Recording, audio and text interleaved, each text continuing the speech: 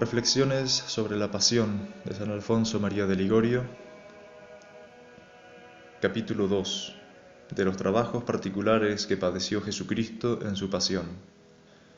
Consideremos los trabajos particulares que padeció Jesucristo en su Pasión y que muchos siglos antes fueron predichos por los profetas, especialmente por Isaías en el capítulo 53.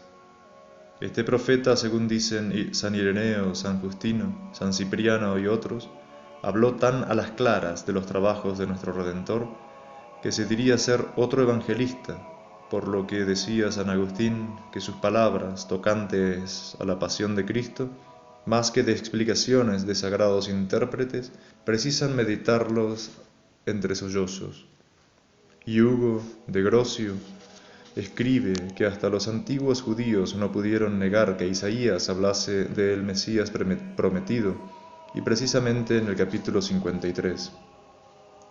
Hubo quien quiso aplicar los pasajes de Isaías a otros personajes nombrados en la Sagrada Escritura y no a Jesucristo, pero dice Grocio, ¿a qué rey o a qué profeta se le pueden aplicar estos pasajes? Cierto que a ninguno. Así escribe este autor que también intentó más de una vez aplicar a otros las profecías que hablan del Mesías. Comienza Isaías preguntando, ¿quién ha creído nuestra noticia? Y el brazo de Yahvé, ¿sobre quién se ha revelado? Esto se verificó cuando, como dice San Juan, los judíos, no obstante los múltiples milagros obrados por Jesucristo, que lo presentaban como el verdadero Mesías mandado por Dios, se negaron a creer en él. Habiendo obrado tan grandes maravillas en presencia de ellos, no creían en él para que se cumpliese la palabra del profeta Isaías cuando dijo, Señor, ¿quién dio fe a nuestro mensaje? ¿Y a quién ha sido revelado el brazo del Señor? ¿Quién creerá, decía Isaías, a cuanto tenemos oído?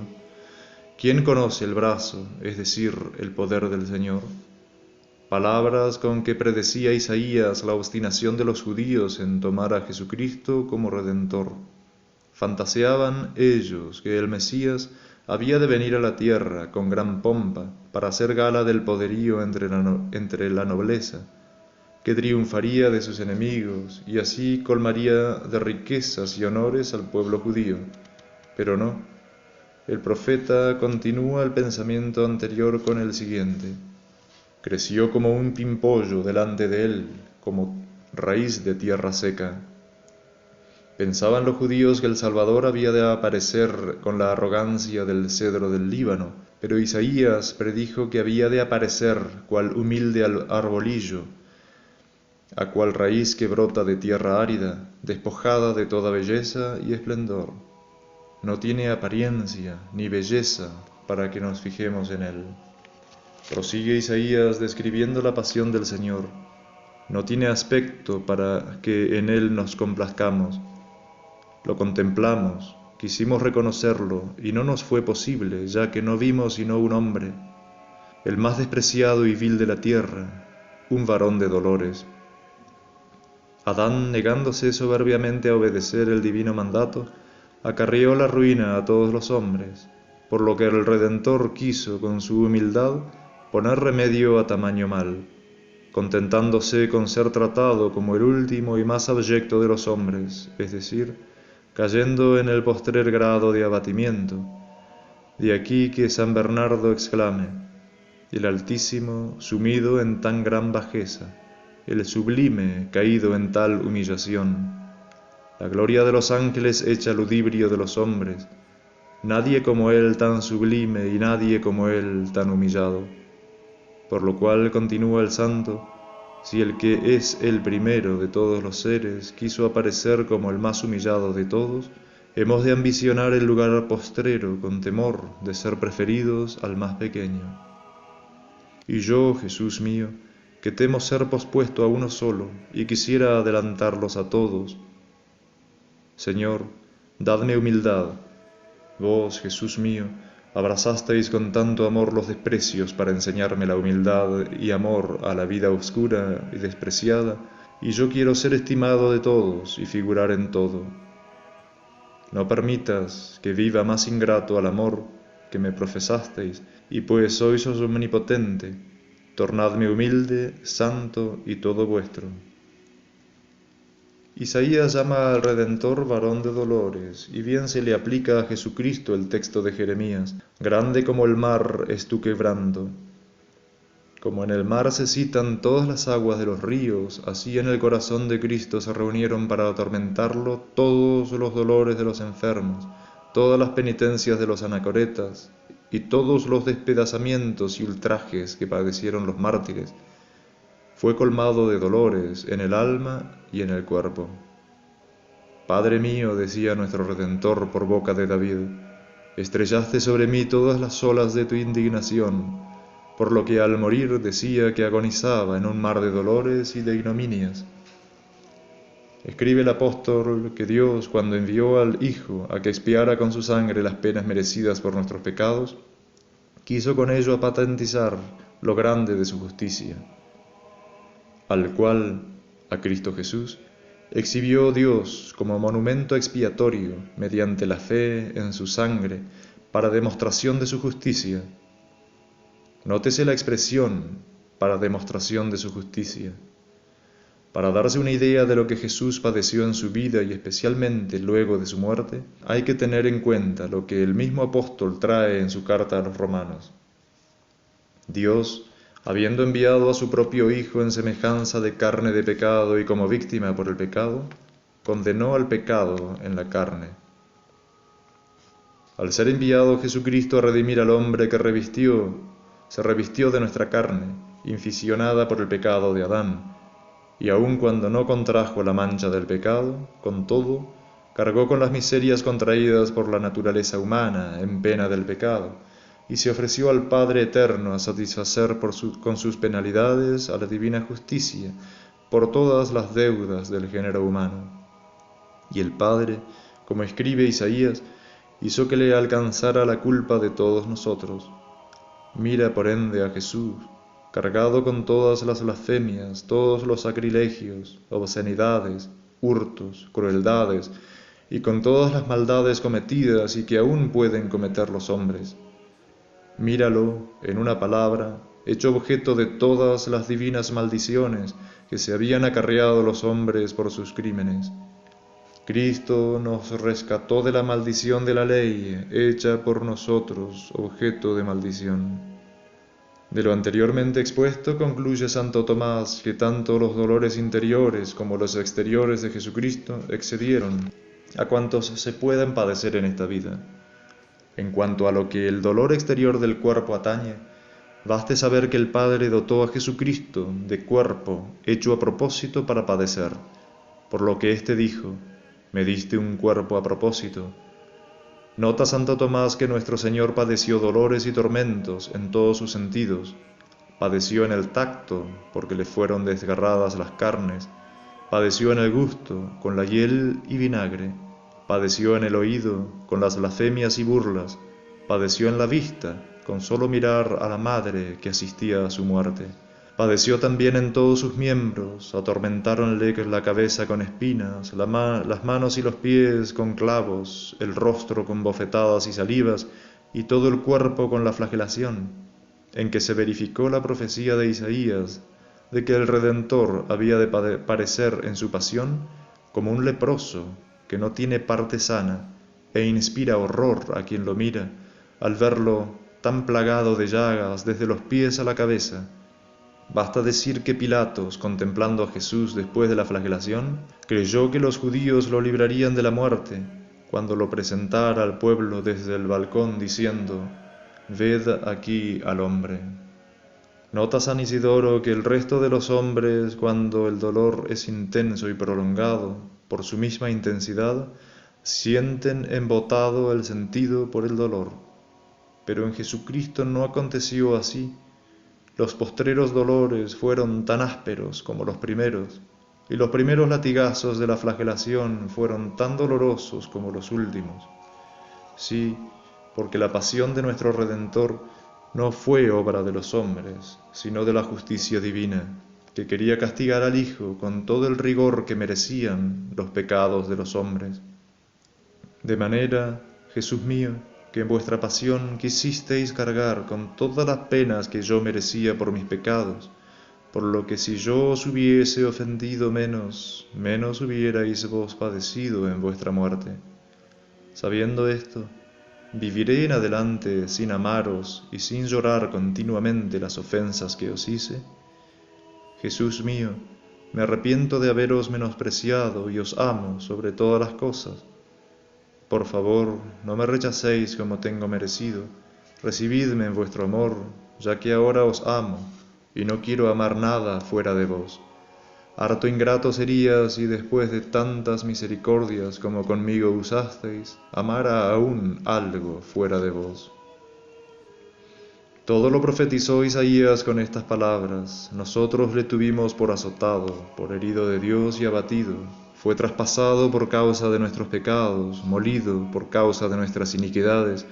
El castigo de nuestra paz cayó sobre él, y por sus verdugones se nos perdonó.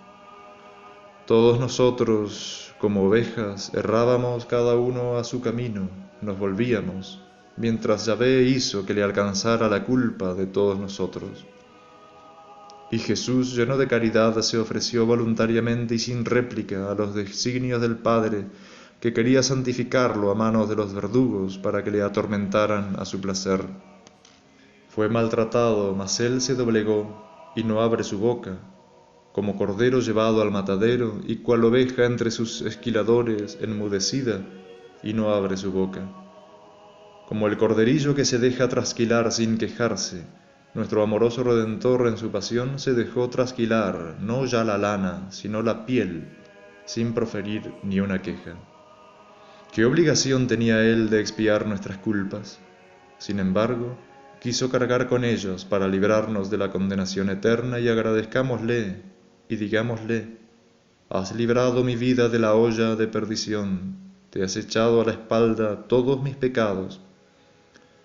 Haciéndose de este modo Jesús voluntario deudor por su bondad de nuestras culpas y deudas, quiso sacrificarse completamente por nosotros hasta ofrecer la vida entre los dolores de la cruz, como lo declaró por San Juan: yo doy mi vida, nadie me la quita, sino que yo por mí mismo la doy.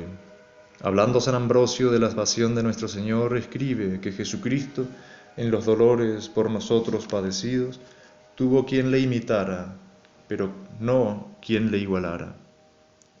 Procuraron los santos imitar a Jesucristo en sus padecimientos para asemejársele, pero ¿quién de ellos logró ni de lejos igualarlo en sus sufrimientos?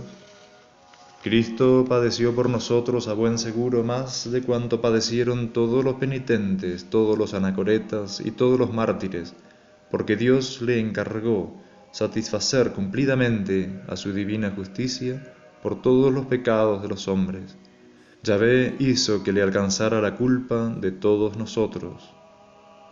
Y como escribe San Pedro, llevó nuestros pecados en su propio cuerpo sobre el madero. Santo Tomás añade que Jesucristo, al redimirnos, no solo tuvo en cuenta la virtud y el mérito infinito que tenían sus dolores, sino que quiso sufrir un dolor que bastara para satisfacer plena y rigurosamente por todos los pecados del linaje humano. Y San Buenaventura escribe: quiso padecer tantos dolores como si él hubiera cometido todos los pecados. El mismo Dios cargó a Jesucristo con penalidades proporcionadas a la deuda contraída por nuestras culpas, verificándose así lo que escribía Isaías en el citado capítulo 53. A Yahvé le plugo destrozarle con padecimiento. Leyendo el martirologio, diríase que algunos mártires sufrieron dolores más acerbos que los que sufrió Jesucristo. Con todo, al decir de San Buenaventura, no hubo dolor de mártir alguno que pudiera igualar en vivacidad a los dolores de nuestro Salvador, que fueron los dolores más agudos. Santo Tomás opina que el dolor sensible de Cristo fue el mayor que se pueda padecer en la vida. Por eso escribe San Lorenzo Justiniano que nuestro Señor, en cada tormento que sufrió, por razón de lo intenso y acerbo del dolor, padeció todos los suplicios de los mártires. Todo esto estaba predicho en breves palabras, cuando el rey David, hablando de Cristo, escribía: sobre mí tu furor está pesando, sobre mí han pasado tus furores, de manera que toda la ira divina, excitada por nuestros pecados, descargó sobre la persona de Jesucristo. Entiéndase de igual manera lo que de él dice el apóstol: Cristo, hecho por nosotros objeto de maldición. Jesús se trocó en maldición, como se lee en el texto griego, esto es, en objeto de todas las maldiciones merecidas por nuestros pecados. Hasta ahora solo hemos hablado de los dolores exteriores de Jesucristo, pero ¿quién será capaz de explicar ni siquiera comprender los dolores interiores de su alma que excedieron con mucho a los dolores corporales? Tales fueron estas penalidades internas que en el huerto de Getsemaní le hicieron sudar sangre por todos los poros, forzándole a exclamar que bastaban ellas para causarle la muerte. Triste en gran manera está mi alma hasta la muerte, mas ¿por qué no murió? Cuando la tristeza bastaba a arrebatarle la vida. No murió, responde Santo Tomás, porque él mismo impidió la propia muerte, reservándose el entregar la vida poco después en el patíbulo de la cruz. La tristeza mortal del huerto la había ya padecido Jesucristo durante toda su vida, dado que siempre tuvo ante los ojos las causas de los dolores internos, una de las cuales, la más aflictiva, fue la consideración de la ingratitud de los hombres al amor que les patendizaría en la pasión. Cierto que en el huerto bajó un ángel a confortar al Redentor, como dice San Lucas, y se le apareció un ángel venido del cielo que le confortaba. Pero cierto también, según el venerable San Beda, que este aliento, lejos de disminuir, aumentó el dolor de Cristo, porque el ángel reanimó sus fuerzas para que padeciese con más constancia por la salvación del hombre. De donde concluye Beda que si el ángel animó a Jesús a padecer, representándole la magnitud de los bienes que de su pasión se reportarían, ello no disminuía ni en un punto la magnitud del dolor. Por eso, inmediatamente después de la aparición del ángel, el evangelista escribe que Jesucristo, venido en agonía, oraba más intensamente, y se hizo su sudor como grumos de sangre que caían hasta el suelo. Según San Buenaventura, el dolor de Jesucristo alcanzó entonces el sumo grado, de modo que el afligido Señor, al ver las penalidades que había de padecer al fin de su vida, se impresionó tanto que llegó a suplicar al Eterno Padre le librase de ellas. Padre mío, si es posible, pase de mí este cáliz. Aun cuando esto decía no para librarse de las penalidades a que se había ofrecido, sino para darnos a entender las angustias de alma que experimentaba al tener que pasar por una muerte tan amarga a la naturaleza. Con todo, dominando la razón a los sentidos, tanto para secundar la voluntad del Padre como para alcanzar nuestra salvación, por la que tanto suspiraba, añadió inmediatamente: mas no como yo quiero, sino como quieres tú. Y de esta suerte prosiguió orando durante 3 horas. Y oraba diciendo, oró por tercera vez. Prosigamos con las predicciones de Isaías. Predijo las bofetadas, puñetazos, esputos y demás infames tratamientos padecidos por Jesucristo en la víspera de su muerte, de parte de los verdugos que lo tuvieron encarcelado en el palacio de Caifás, para llevarlo a la mañana siguiente a que Pilato lo condenase a muerte de cruz. Mi espalda ofrecí a los que golpeaban, y mis mejillas a quienes mesaban la barba. Mi rostro no hurté a la afrenta y al salivazo. También estos malos tratos fueron descritos por San Marcos, quien llega a decir que los verdugos, tratando a Jesús como falso profeta, para escarnecerlo, vendáronle los ojos y lo abofetearon y dieron empellones, importunándole a que adivinara quién le había sacudido. Y comenzaron algunos a escupirle y a envolverle el rostro y a darle puñadas, a decirle profetiza, y los criados le recibieron a bofetadas. Continúa Isaías hablando de la muerte de Jesucristo y dice, como cordero llevado al matadero. Cuentan los actos de los apóstoles que el ministro de la reina de Candace, Eunuco, leyendo este pasaje de Isaías, preguntó a San Felipe, quien se le había unido en el viaje por inspiración divina, ¿a quién se aplicaban estas parábolas de Isaías? Aprovechando el santo apóstol para explicarle todo el misterio de la redención obrada por Jesucristo. El eunuco, iluminado por la luz celestial, pidió inmediatamente el bautismo. El profeta termina prediciendo el extraordinario fruto que el mundo reportaría de la muerte del Salvador, de la que nacerían espiritualmente muchos santos. Cuando Él ponga su vida como medio expiatorio, verá descendencia, prolongará sus días. Por medio de su conocimiento, mi siervo, el justo, justificará a muchos. También David predijo otras circunstancias particulares de la pasión de Jesucristo, especialmente en el Salmo 21, en que habló de las manos y pies taladrados y cómo se podrían contar al Redentor todos los huesos. Taladraron mis manos y mis pies, cuento todos mis huesos. Anunció que antes de la crucifixión le quitarían los vestidos para sortearlos entre los verdugos, y que la túnica interior, inconsútil, habría de ser sorteada. Repártense entre sí mis vestiduras y echan sobre mi túnica las suertes. De esta profecía se hacen eco San Mateo y San Juan. Además, San Mateo nos recuerda las blasfemias y burlas de los judíos contra Jesús pendiente de la cruz.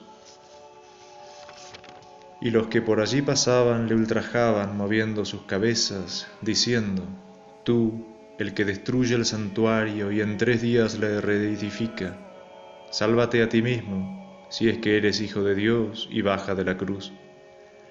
De semejante manera también los sumos sacerdotes, a una con los escribas y ancianos, en son de burla, decían: A otro salvó, a sí mismo no puede salvarse. Rey es de Israel, baje ahora de la cruz y nos comprometemos a creer en Él.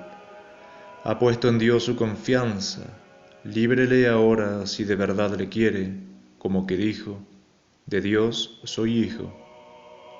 Casi todos estos detalles los predijo compendiosamente David al decir: Todos cuantos me ven, de mí se mofan, tuercen los labios, mueven la cabeza. Confió en el Señor, pues que Él le libre, ya que en Él se complace, que le salve. Predijo también David la gran pena que había de sufrir Jesús al verse en la cruz abandonado de todos, y hasta de sus discípulos, fuera de San Juan y de la Santísima Virgen. Pero la presencia de esta Madre querida no disminuía las penas del Hijo, sino que las aumentaba por la compasión que excitaba en su corazón al verla tan afligida por su muerte. Por manera que el pobre Señor no tuvo quien lo consolase en sus angustias mortales, como lo profetizó David, y esperé a un compasivo, y no lo hubo, y a los consoladores, y no hallé. Pero el tormento mayor que afligió a nuestro Redentor fue el verse abandonado hasta del eterno Padre, lo que le hizo exclamar, según David: mi Dios, ¿por qué me abandonaste? Alejado estás de mis plegarias, de las palabras del rugido mío. Como si dijera: Padre mío, los pecados de los hombres que llamo míos, porque con ellos cargué, me impiden verme libre de estos tormentos que me están quitando la vida, y vos, Dios mío, ¿por qué en tal desolación me abandonáis?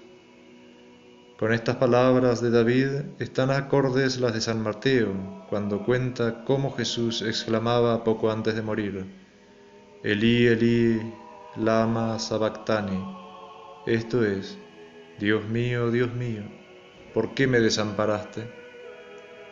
De todo lo cual se deduce cuán desacertados anduvieron los judíos en negarse a reconocer como su Mesías al Salvador por haber muerto con muerte tan ignominiosa.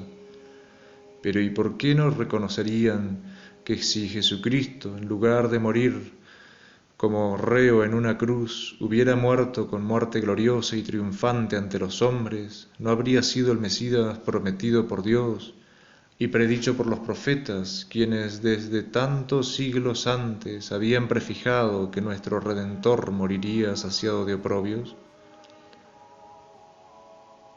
Ofrezca la mejilla al que le hiere, hártese de oprobios. Todas estas humillaciones y padecimientos de Jesucristo, ya predichos por los profetas, no fueron comprendidos ni por los discípulos hasta luego de la resurrección y ascensión a los cielos.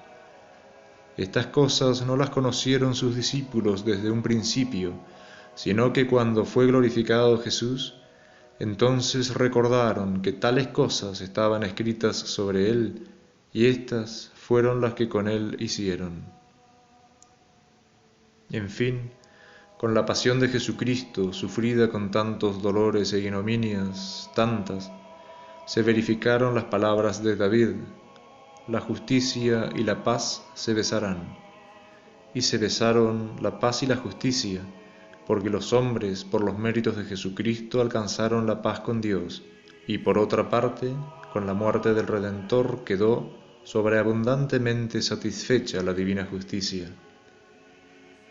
Digo sobreabundantemente porque para redimirnos no era necesario que Jesucristo padeciese tantos ultrajes y oprobios, sino que bastaba, como vulgarmente se dice, una sola gota de su sangre, una sencilla oración para salvar al mundo.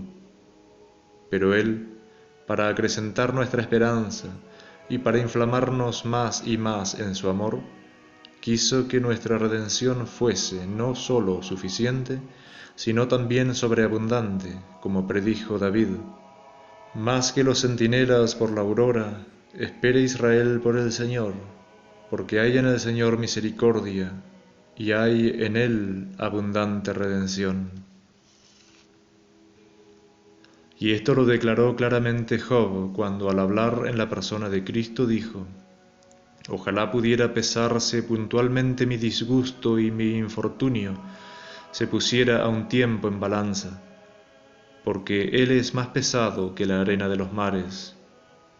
Aquí Jesús llamó por boca de Job suyos nuestros pecados, puesto que se había ofrecido a satisfacer por nosotros para revestirnos de su justicia. Jesucristo, dice San Agustín, hizo suyos nuestros delitos para poder revestirnos de su justicia. La glosa comenta el texto de Job diciendo que en la balanza de la justicia divina más pesa la pasión de Cristo que todos los pecados de la naturaleza humana. La vida de todos los hombres no era suficiente para satisfacer por un solo pecado, pero las penas de Jesucristo pagaron por todas nuestras culpas, y Él es propiciación por vuestros pecados. Por eso anima a San Lorenzo Justiniano a los pecadores sinceramente arrepentidos a esperar ciertamente el perdón por los méritos de Jesucristo con estas palabras: mide tus delitos según las aflicciones de Cristo, como si dijese: pecador, no quieras medir tus culpas por la grandeza de tu arrepentimiento, porque todas tus acciones no te pueden alcanzar el perdón, sino mídelas con las penas de Jesús, y así es como debes esperar el perdón, porque tu Redentor pagó con creces por ti. Oh Salvador del mundo, en vuestras carnes desgarradas por los azotes, las espinas y los clavos, reconozco el amor que me habéis tenido y la ingratitud con que os pagué, injuriándoos tanto después de tanto amor, pero vuestra sangre es mi esperanza, pues con su precio me librasteis del infierno siempre que lo merecí. Oh Dios, ¿qué hubiera sido de mí por toda la eternidad si no hubieseis pensado en salvarme con vuestra muerte? Bien sabía yo, desventurado de mí, que perdiendo vuestra gracia me condenaba por mí mismo a vivir siempre separado de vos en el infierno, con las desesperaciones del apartamiento, y con todo me atreví osadamente a volveros las espaldas. Pero me complazco en repetirlo: vuestra sangre es mi esperanza. Ojalá hubiese muerto antes que ofenderos. Oh bondad infinita, merecía permanecer en mi ceguera, y vos me iluminasteis con nuevas luces. Merecía vivir endurecido en mis pecados, y me ablandasteis y disteis arrepentimiento, por lo que ahora aborrezco más que a la misma muerte los desprecios que os causé, y siento vehementes deseos de amaros. Estas gracias recibidas de vos me aseguran de vuestro perdón y de que me queréis salvar. Ah, Jesús mío, ¿quién podrá dejar de amaros en lo futuro y no amar más que a vos solo? Os amo, Jesús mío, y en vos confío. Acrecentad en mí esta confianza y este amor, para que de hoy más lo olvide todo y no piense más que en amaros y agradaros. Oh María, Madre de Dios, alcanzadme la felicidad y la fidelidad a vuestro Hijo y mi Redentor.